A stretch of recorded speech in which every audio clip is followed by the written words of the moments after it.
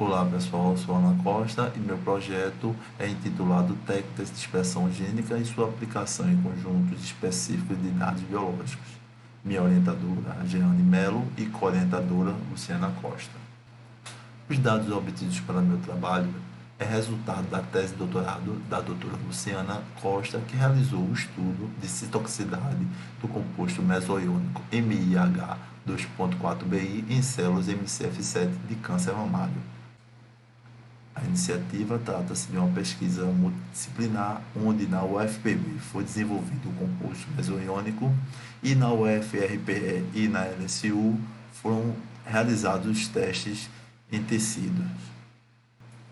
A doutora Luciana Costa realizou uma bateria de testes, dos quais nós, em nossa pesquisa, analisamos os dados provenientes de uma análise de macroarray desenvolvida pela doutora, no qual foi medido os níveis de expressão gênica de um total de 20.183 genes, expressos em células cancerígenas de mama antes e depois do tratamento com o composto promissor para tratamento de câncer. Destacando quanto o composto é promissor, foram realizados o estudo de sintometria de fluxo, no qual apontou que o composto induzia a morte por apoptose, que é a buscada nesses tipos de experimento. Também foi realizado a análise de citotoxicidade, onde foi identificado que o composto não prejudicava e nem danificava as células mamárias saudáveis. Para facilitar o entendimento da pesquisa, vamos introduzir agora alguns conceitos. Célula é a unidade estrutural e funcional básica de todo ser vivo. Núcleo celular é o responsável pelo controle das atividades celulares. E com o advento dos sequenciadores e o investimento no projeto Genoma Humano, ocorreu um grande avanço no estudo de doenças genéticas humanas. O DNA é a molécula que contém o código genético de todos os seres vivos. A partir de processos de transcrição, são obtidos o RNA e, a partir de uma tradução, é obtido as moléculas de proteína. Aprofundando um pouco mais, nós temos a nossa molécula de DNA. Ela é formada inicialmente de exons e introns. Exons são as partes codificantes, ou seja, elas são as partes que formam os genes, e os introns são as partes não codificantes.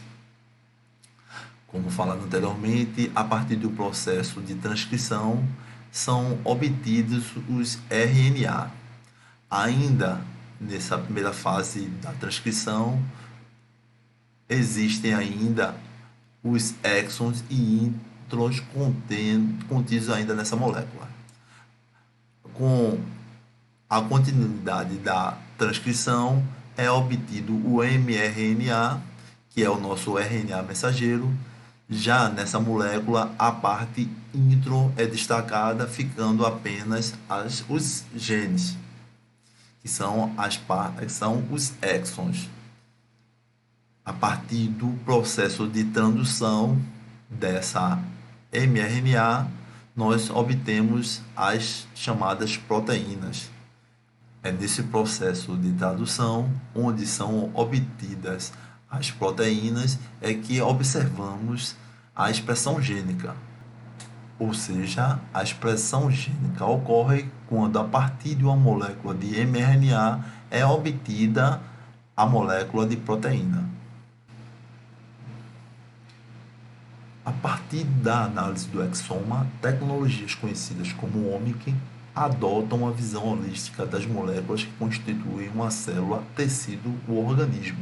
Eles são voltados principalmente para a detecção universal dos genes, genômica, mRNA, transcriptômica, proteínas, proteômicas e metabolômicas. Percebe-se que esses conjuntos de ciências genômica, transcriptômica e proteômica e metabolômica, elas geram um grande conjunto de dados. Então, a partir do entendimento da visão holística, onde são necessários agrupamentos de trabalhos multidisciplinar, faz-se necessário o uso de ciências como computação, matemática, estatística para o entendimento de algumas informações geradas por essas ciências. O câncer é a segunda doença que mais causa morte e ele depende de burlar um conjunto de fatores celulares que aqui estão apresentadas em nossa figura.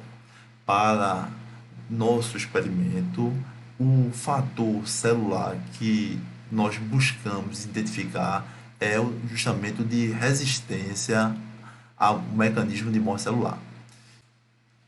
E diante disso, o câncer é definido como enfermidade complexa de caráter mutacional, proliferativo e de crescimento celular aberrante e desordenado.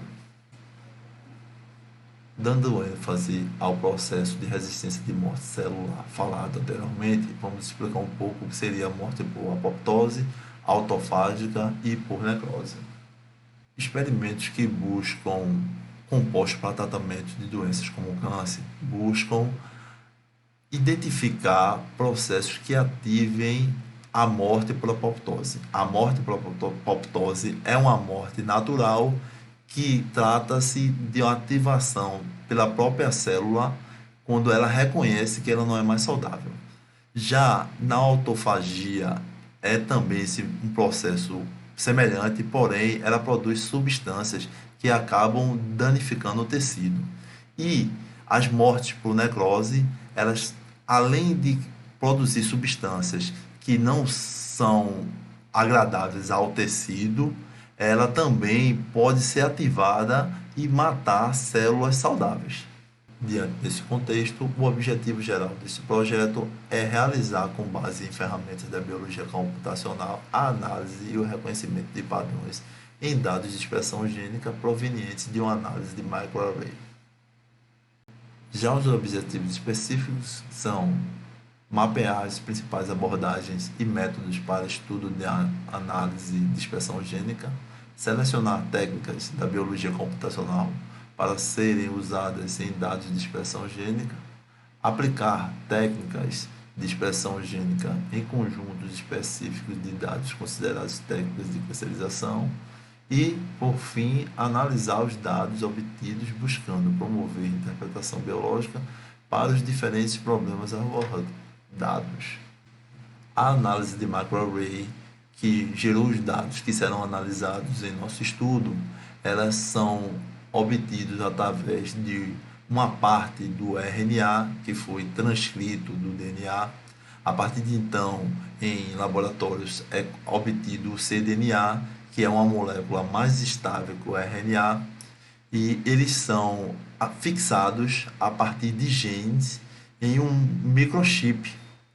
Esses microchips contêm tanto a parte do cDNA que representa o gene, mais um meio para o desenvolvimento de expressão da parte genética. Então, essa expressão é obtida a partir de um fluoróforo que também está nesse meio e com uma passagem de luz, e com esse fluoróforo, a partir de emissões de luz, são verificados o quanto é expresso ou não aquele gene após submetido a um determinado tratamento. Aqui é apresentado uma máquina que tem a capacidade de fazer a leitura da expressão gênica a partir da emissão de luz. Aprofundando um pouco mais o conhecimento para que a gente possa entender mais na frente como os dados serão analisados, nós temos uma outra figura de um teste de microarray. Aqui nós podemos verificar que temos dois tipos de moléculas de conjuntos de moléculas de RNA, uma que trata-se da célula do RNA obtido da célula cancerígena e outra de controle que trata-se de RNAs obtidos de células saudáveis. Essas partes de moléculas do DNA são subdivididos em genes e são afixadas no microarray, como falado anteriormente. A partir daí, eles são testados em dois momentos. Um antes da adição do composto e outro após a adição do composto. Então, tanto antes como depois, eles são submetidos a lasers, né, luzes, e com equipamento especializado são obtidos as luminescências. De acordo com a intensidade dessas luminescências, é que a gente tem o valor de expressão gênica. Então, esses dados obtidos, né, de expressão gênica desses conjuntos de genes, eles são extraídos, depois normalizados e depois analisados. Com essa análise de microarray e após normalização foram obtidos 732 genes que foram diferencialmente expressos de um conjunto total de 20.183 genes. Esses dados foram organizados em uma tabela de valores de food chain e a gente pretende processá-los no Gene Ontology ou no KEGG Database e em ferramentas para a construção de clusters. E por se tratar de muitos dados, nós escolhemos a abordagem de clusterização, que visa justamente agrupar dados que tenham características semelhantes.